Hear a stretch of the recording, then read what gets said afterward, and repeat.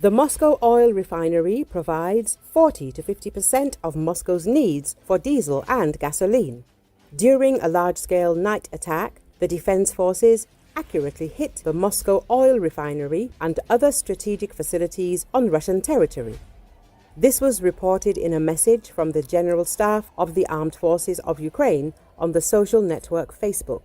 It is noted that units of the Unmanned Systems Forces and Special Operations Forces of the Armed Forces of Ukraine, the Security Service of Ukraine, the main intelligence directorate of the Ministry of Defense of Ukraine, in cooperation with other components of the Defense Forces, on the night of March the 11th, struck a number of strategic Russian facilities involved in supporting armed aggression against Ukraine. In particular, a hit was recorded on the production capacity of the Moscow Oil Refinery, which is capable of processing 11 million tons of oil per year and provides 40 to 50% of Moscow's needs for diesel and gasoline, the report notes.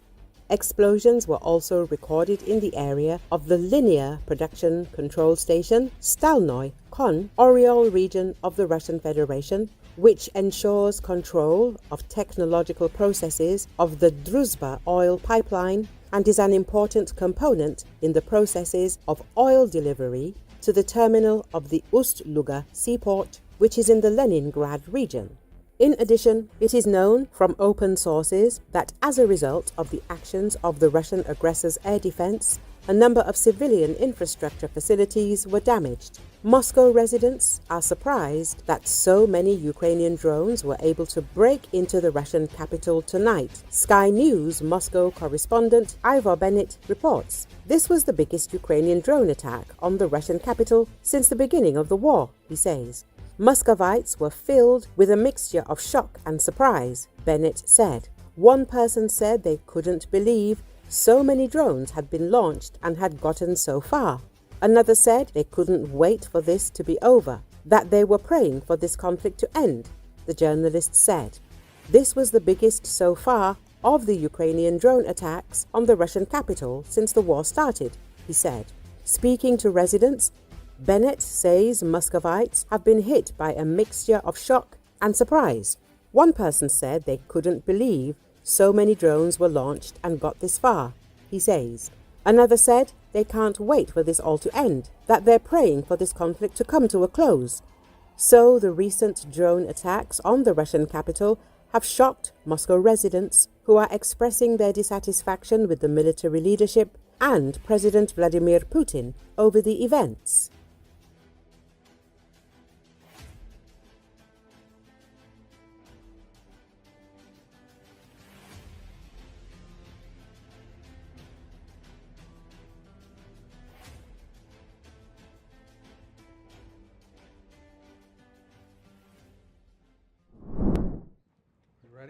The Trump administration lifted its suspension of military aid and intelligence sharing for Ukraine, and Kyiv signaled that it was open to a 30-day ceasefire in the war with Russia, pending Moscow's agreement, American officials said Tuesday following talks in Saudi Arabia. According to Associated Press, the administration imposed the measures a week ago to push Ukrainian President Volodymyr Zelensky to enter talks to end the war with invading Russian forces. We made an offer that the Ukrainians have accepted, which is to enter into a ceasefire and into immediate negotiations to end this conflict in a way that's enduring and sustainable and accounts for their interests, their security, their ability to prosper as a nation, said Secretary of State Marco Rubio, adding that the U.S. would present the ceasefire offer to the Kremlin. National Security Advisor Mike Waltz said, "The Ukrainian delegation today made something very clear, that they share President Trump's vision for peace." Waltz said negotiators got into substantive details on how this war is going to permanently end, including long-term security guarantees. The announcements emerged as senior officials from Ukraine and the United States opened talks in Saudi Arabia focused on ending Moscow's 3-year war against Kyiv. The discussion started only hours after Russia shot down over 300 Ukrainian drones. It was Ukraine's biggest attack since the Kremlin ordered the full-scale invasion of its neighbor. You ready? Well, as has been clear from his first day as president, even as a candidate, President Trump is a president. He wants to be a president of peace. Today, we made an offer that the Ukrainians have accepted, which is to enter into a ceasefire and into immediate negotiations to end this conflict in a way that's enduring and sustainable and accounts for their interests, their security, their ability to prosper as a nation.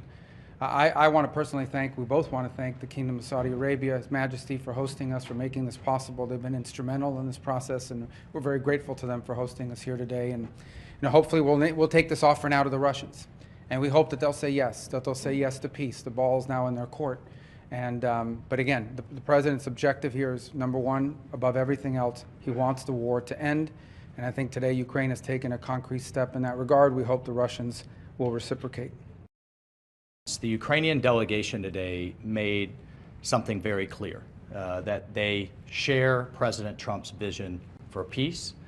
They share his determination to end the fighting, to end the killing, to end the tragic kind of meat grinder of people and national treasure that's happening on the front in Ukraine, number one. Number two, they made concrete steps and concrete proposals, not only accepting our proposal for a full ceasefire, which you can see the details of which are in our joint statement that we released together, but we also got into substantive details on how this war is going to permanently end, what type of guarantees they're going to have for their long-term security and prosperity, but also really looking at what it's going to take to finally end this, the horrific fighting.